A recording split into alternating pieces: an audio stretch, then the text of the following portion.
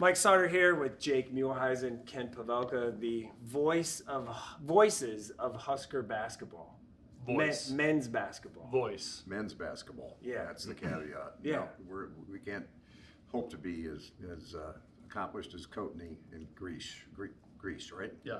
Grease will give you some nuggets, though. Oh, yeah, he will. Yeah, he's also the SID, so that helps. That helps a lot. He does all the research and knows it Yes. like the back of his hand. So. Okay, Kent, I'm going to start with you. Okay. If and when Nebraska wins their first men's basketball NCAA tournament game, what will your emotions be like? I don't know. You know, I thought about that the whole game against last year against A&M. And I mean, they had me mic'd up, and they thought this was going to be a big moment, and you know, it was a big dud. Yeah. So I don't know. I mean, all these years later, it might be just another win. I don't know. I may drop the mic and never come back. I don't know. Will that be the final, like, I retire? That's what a mic drop is. Yeah. Have you visualized that moment? Like, do you have something prepared in your brain, like, I'll say this? I have thought about the mic drop. I really have. Yeah. That'd be a good time to Yeah. hang it up, wouldn't it? Yeah.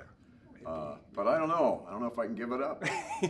I had something kind of outlined for A&M last year. Of course, that just went in the wastebasket. Yeah. Some thoughts, about the whole thing. Okay. You guys, what makes your relationship work? You've worked together now for 10-ish years, right? What makes it work? Go. I just follow his lead.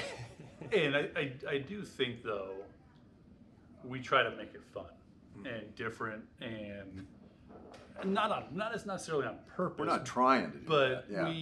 we want to make it fun and make sure that we're giving the listeners what's going on the floor, but also have some fun to it, because if you listen to different radio broadcasts, it can be pretty much the same, and we have some fun with it, and we obviously bleed Husker red, and we are very biased towards the Huskers. At least I am. Yeah, you don't like officials, right? No, I don't. That's been helpful for me, because there have been times over the years where I've gotten in trouble about getting on the officials. I don't have to do that now. No, I do that. Well, and I'm lucky too, where I come into this not being in the broadcast world, Right. not knowing exactly what I'm supposed to be doing, What the rules are. What the rules are, but I'm very fortunate to be able to follow his lead. Right. I don't want to toot your horn a little bit here, but you are a legend, and you have been doing this for so long. I follow Kent's lead. He tells me what to do, and I respect the heck out of him. Yeah. So, How has your relationship grown? Oh, I think we've become really good friends. Right. Agreed. And I don't think that's unusual for a broadcast couple. Yeah. But, I know we're like the odd couple. yeah, I mean we get on the airplane and it's the same as when we're on the air. So I don't even think about us being on the air when we're on the air. I don't really. either. We just do our thing. We kind of know that we're on the air, but can't say certain things. But we just are who we are, and I think there's just a natural friendship here. Mm-hmm. You, 10 years together, you definitely disagree at times. We do. How do you not take those disagreements personal?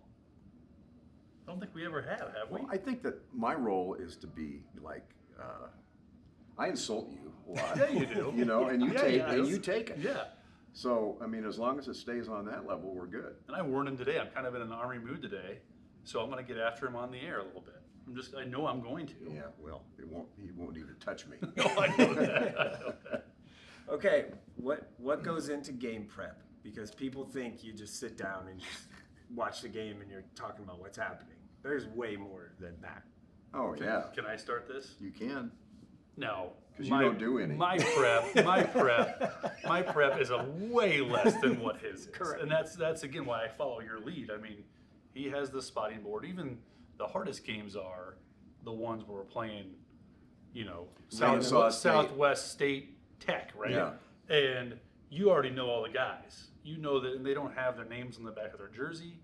I'm kind of coming in blind. I'm going, all right, you got to let me know what's going on.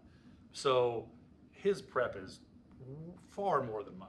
Well, because you're an analyst. Right. I mean, you can analyze the game as it's happening. That doesn't take any prep. No. But you do your own share, your share of preparation. Yeah, but mine's probably 30 minutes to an hour. Yours is. I do two things. One is like Jake was suggesting. I like to be able to, when the ball's thrown up, identify the players from the beginning rather than be looking down at my notes and Right. who's that. So he doesn't have to do that. Right. And it's easy in the conference, you know. You play the same teams twice, and you know all the league players by sight.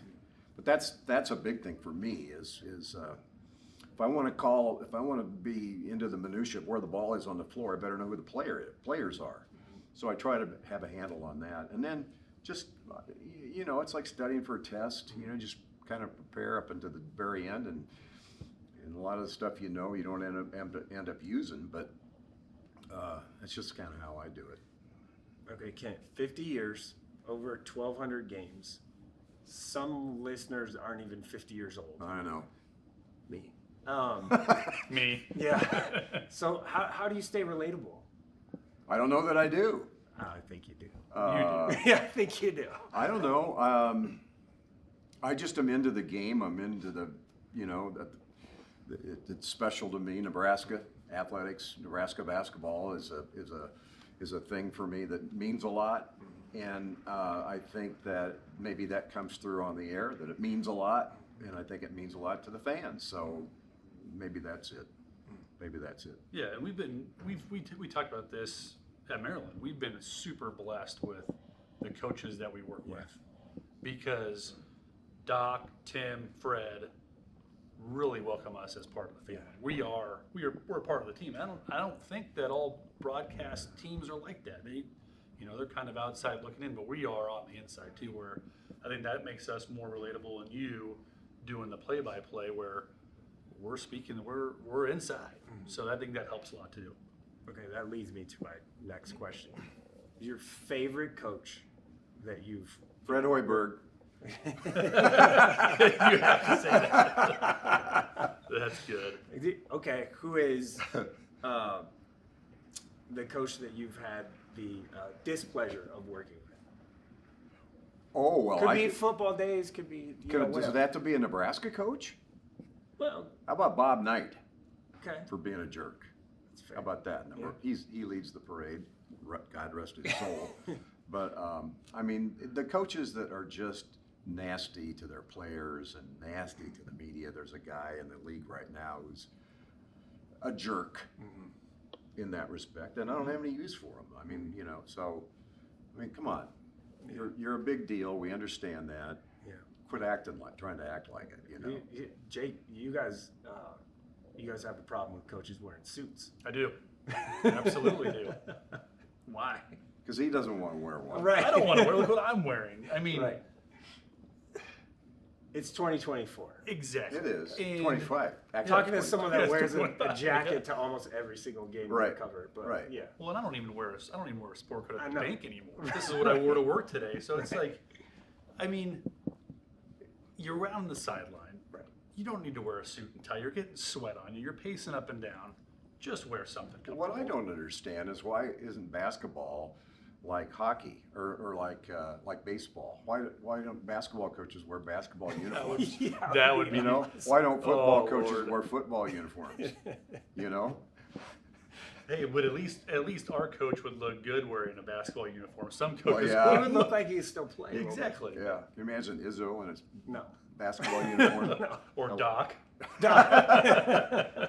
Yeah. What's your favorite, I guess, memory? Or the thing that stands out the most? Like, what's in all the games you've covered? Oh man, I had never thought about that. At the moment,